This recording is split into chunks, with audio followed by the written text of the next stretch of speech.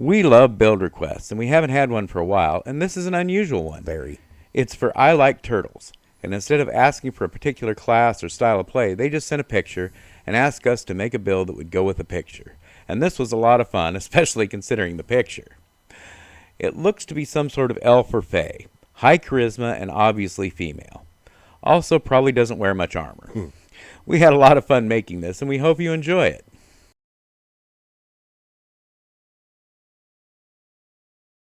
Hi everyone, and welcome to an exotic episode of The Dungeon Crashers. I'm Guy. And I'm Sapil. Before we get started, please like this video, subscribe to our channel, and turn on notifications so you don't miss any of our exciting D&D content. For race, we chose Hexblood. This is from Von Richten's Guide to Ravenloft. They are mortals that have been corrupted by hags. Creating Hexbloods is how hags reproduce.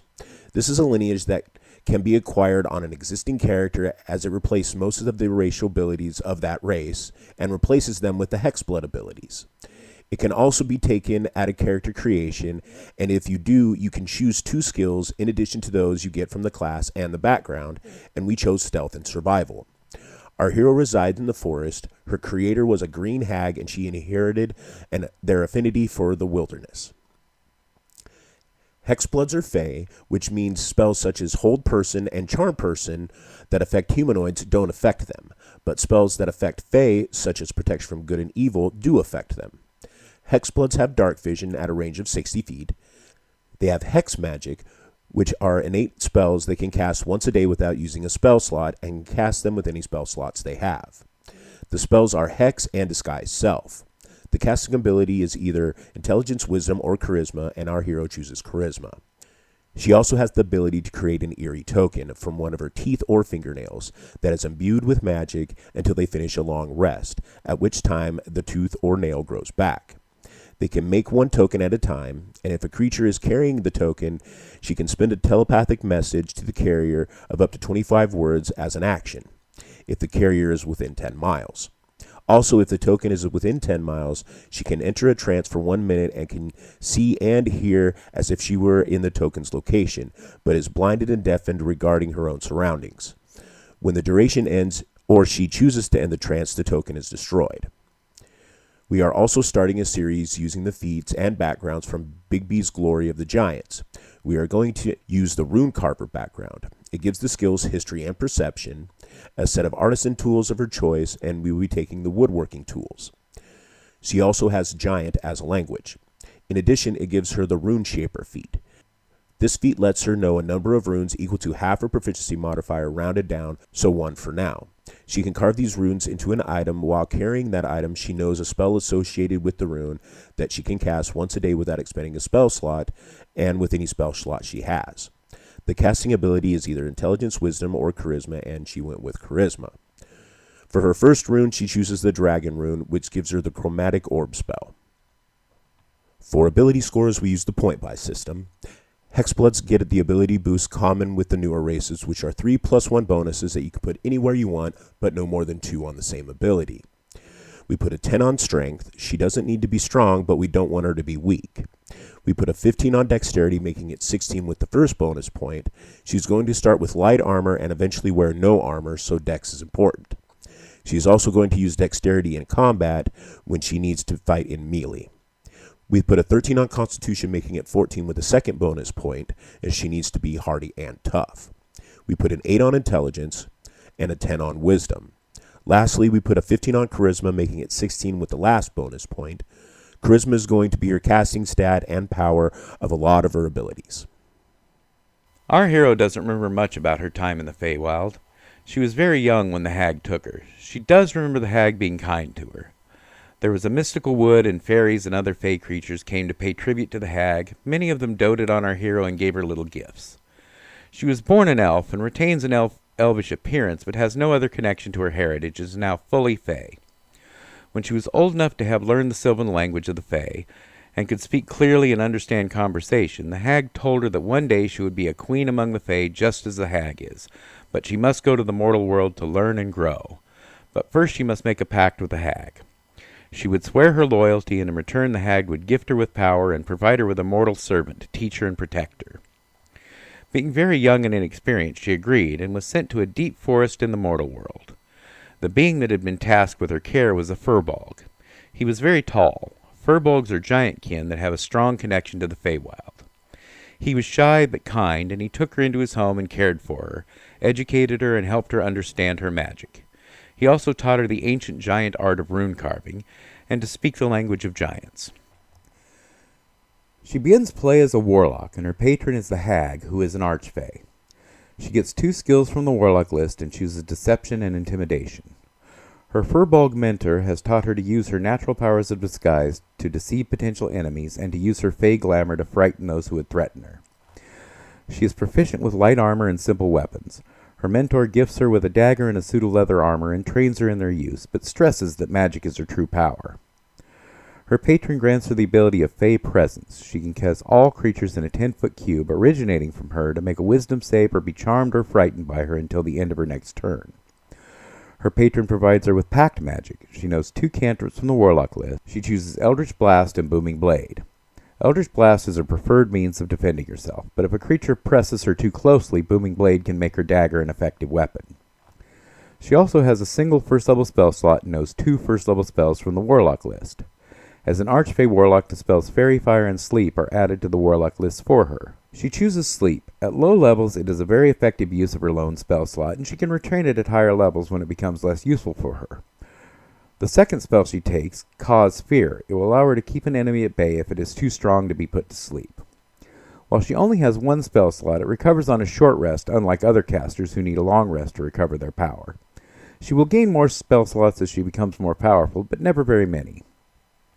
She can use an arcane focus instead of material components for many of her spells, and she crafts a wand from oak, which she also carves with the dragon rune that the Firbolg has taught her. At 2nd level, she becomes a 2nd level warlock and gains Eldritch Invocations. These are gifts from her patron that let her create magical effects.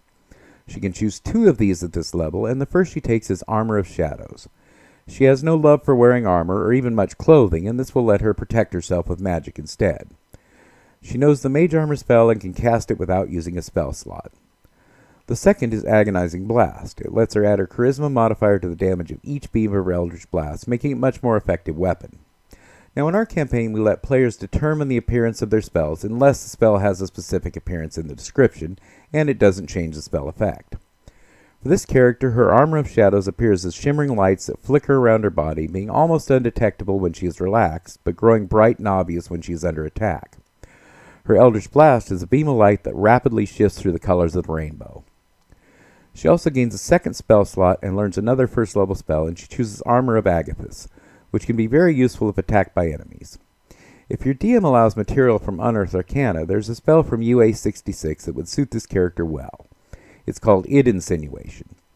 The target makes a wisdom save or is incapacitated. The spell lasts for a minute and requires concentration. At the end of each of the creature's turns, it takes 1d12 of psychic damage and can make another wisdom save to end the spell. We've used this spell in our campaign, and it's pretty powerful, but not game-breaking. A DM should consider it carefully and decide if its power level is okay in their game. She lives with the Firbolg for many years and meets many other dwellers in the enchanted forest where they make their home. One day, her mentor tells her that it is time for her to go into the world and seek her destiny.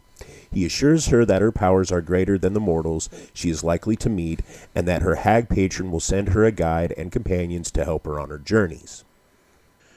At 3rd level, she becomes a 3rd level warlock, gaining a Pact boon, and she chooses Pact of the Chain. She learns Divine Familiar spell and can cast it as a ritual. It doesn't count against the number of spells she can know. In addition to her normal familiars, she can also summon an imp, quasit, sprite, or pseudo-dragon. She chooses a sprite, but a pseudo-dragon would also be appropriate. The stat block for the sprite is in the monster manual, but in brief, the sprite is a tiny humanoid-looking fae with insect-like wings that allows it to fly. It can turn itself and things it wears and carries invisible until it attacks or casts a spell. It can attack with a dagger, but prefers a short bow that fires poison arrows that can make enemies dizzy or even put them to sleep. Her familiar appears as a young male elf about 10 inches tall with golden-colored skin and hair and dragonfly wings of bright green. The familiar can take action as normal on its own or on her command, but normally can't attack, but she can take the attack action and give her attack to allow the familiar to attack instead. Her spell slots become 2nd level, and she also learns another spell and can now learn spells of up to 2nd level. As an Archfey Warlock, the spells Charm Emotions and Phantasmal Force are added to her Warlock spell list for her. She chooses Phantasmal Force. It is a powerful spell that can accomplish a number of things depending on her creativity. It can restrain opponents, make them unable to attack or even deal damage. She can also retrain a spell she knows, and sleep is probably becoming less useful, so she trades it for suggestion. At 4th level, she becomes a 4th level Warlock, gaining an ability score improvement or a feat, and she increases her charisma to 18. Spell attack and save DC are her most important concerns, so she wants to cap her charisma as soon as possible.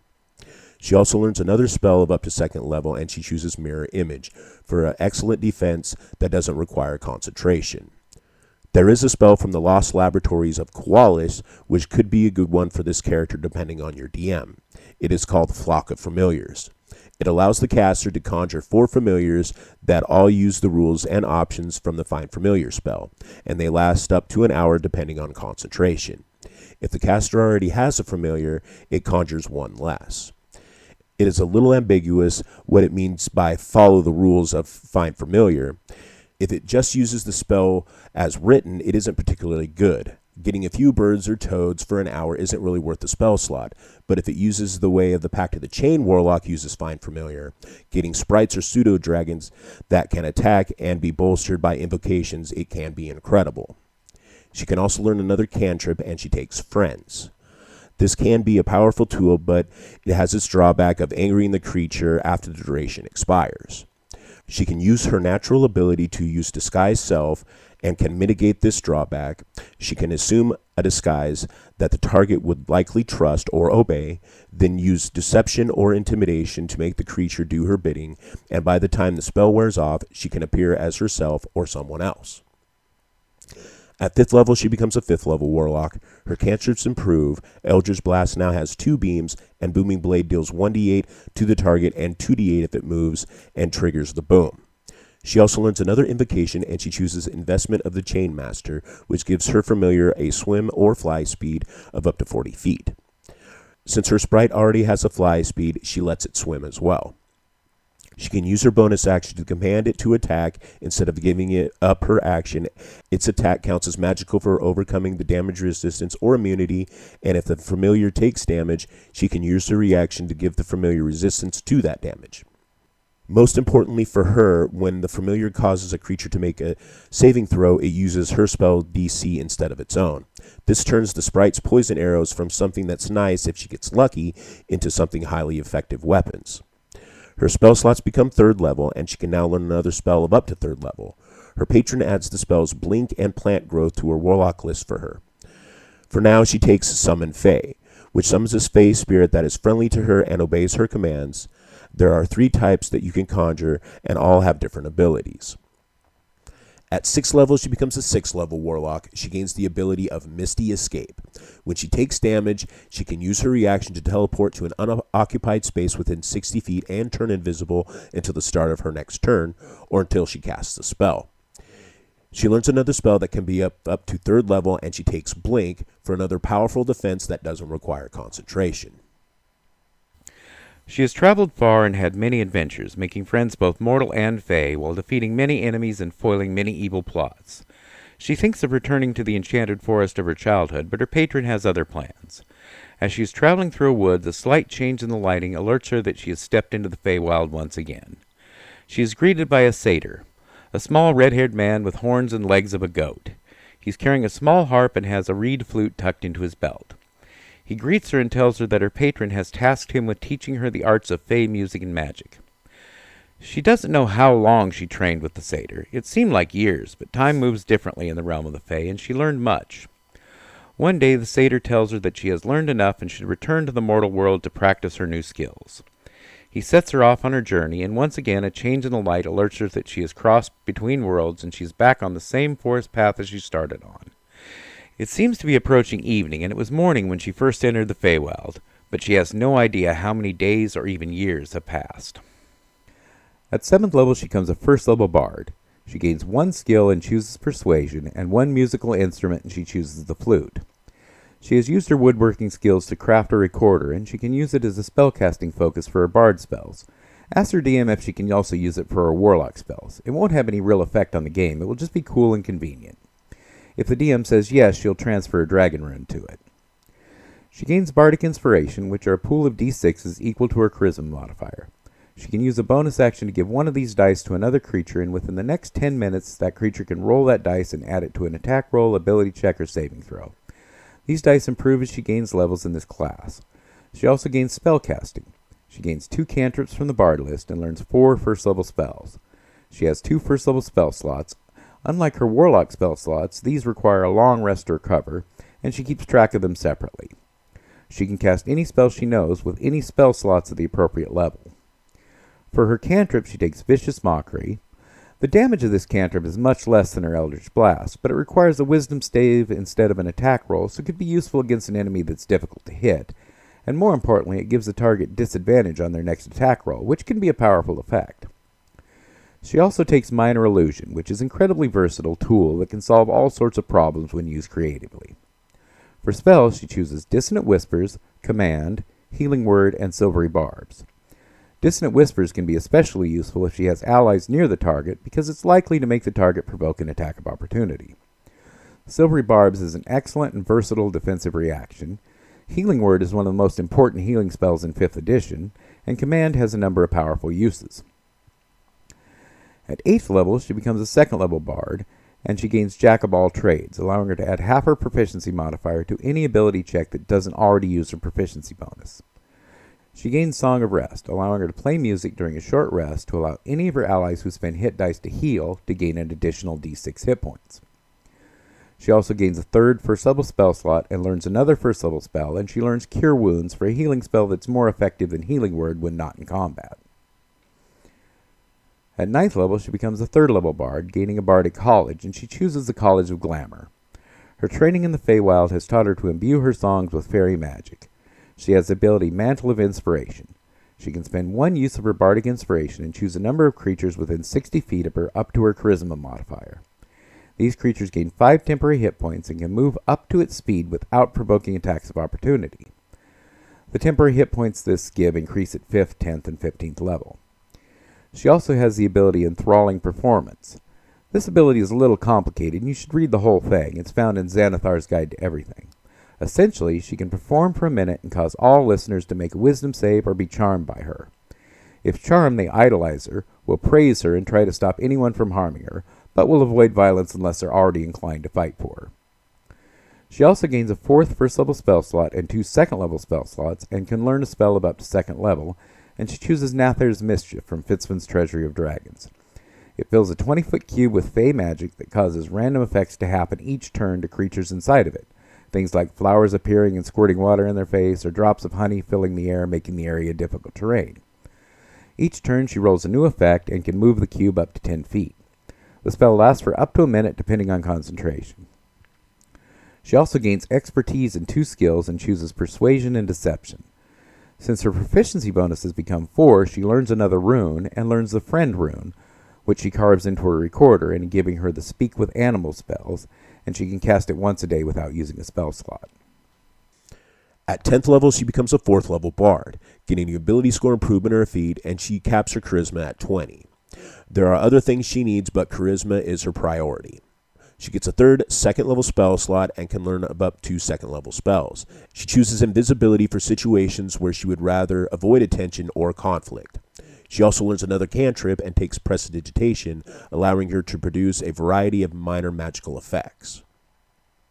At 11th level, she becomes a 5th level bard. Her inspiration dice become d8s, and she gains Font of Inspiration, allowing her to recover all of her inspiration dice on a short rest. This helps her significantly. Her warlock spell slots and a number of her abilities already recover on a short rest, and now she can also regain her ability to inspire allies or use her Mantle of Inspiration. She also uses cantrips extensively, especially Eldritch Blast, so she can keep her power level high throughout a typical adventuring day. She gains 2 third-level spell slots and can learn up to third-level spells, and she chooses Hypnotic Pattern, which can disable large groups of enemies, which fits right in with her fighting style. She prefers to start battle spending a spell slot on something to disable or handicap enemies, like Nether's Mischief to cause fear or Hypnotic Pattern. Then, if necessary, cast a defensive spell and spend the rest of the fight sniping with Eldritch Blast or other cantrips if those are more effective. Speaking of which, her Eldritch Blast now has 3 beams. Vicious Mockery deals 3d4 damage, and Booming Blade does 2d8 damage to the target and 3d8 if it triggers the boom. At 12th level, she becomes a 6th level bard. From College of Glamour, she gains Mantle of Majesty. It allows her to cast Command as a bonus action without using a spell slot, and she assumes the form of an unearthly beauty that lasts for up to 1 minute or until her concentration ends. During this time, she can cast Command as a bonus action on each of her turns without using a spell slot, and any creature charmed by her automatically fails the save against the command. Since she has a number of ways to charm people, this is very effective. Once she uses this ability, she can't use it again until she finishes a long rest. She also gets Counter Charm, letting her use an action to give her allies advantage on saves against being frightened or charmed. She gets a third level spell slot and can learn another spell, and she chooses Antagonize, which is from the Book of Many Things. The target makes a wisdom save or takes 4d4 psychic damage and must use its reaction to make a melee attack against another creature of her choice. If it can't make the attack because of the creature is outside its reach or its reaction isn't available, it instead gets disadvantage on its next attack it makes. If it saves, it takes half damage and no other effect.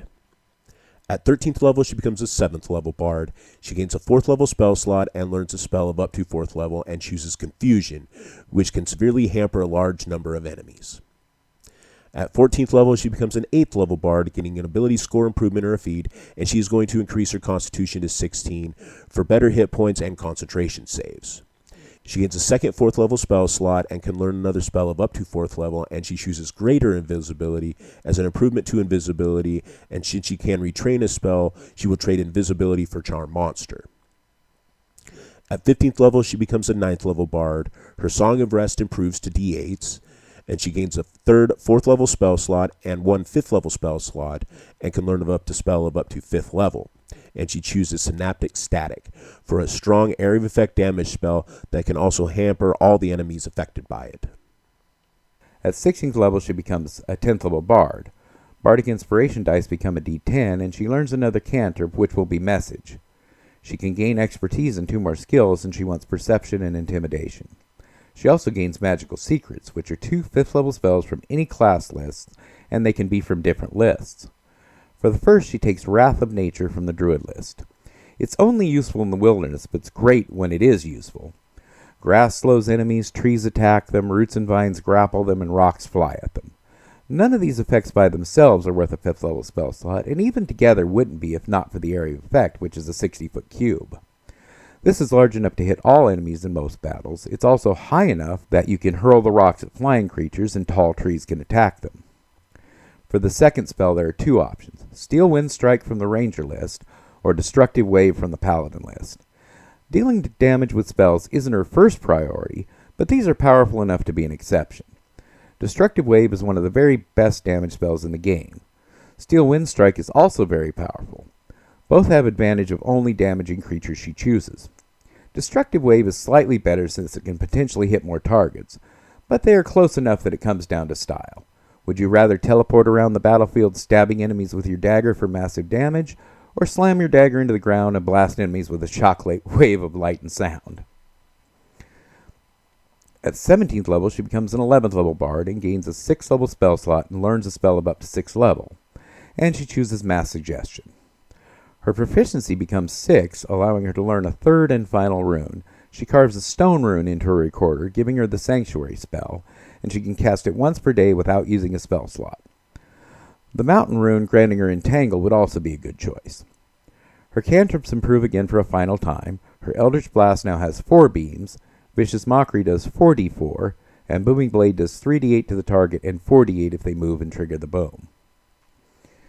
At 18th level, she becomes a 12th level bard, getting an ability score improvement on her feet, and she increases her dexterity at 18, improving her armor class and, more importantly, improving her initiative, giving her a better chance to get off a disabling spell before the enemy can react. And here we have a choice to make.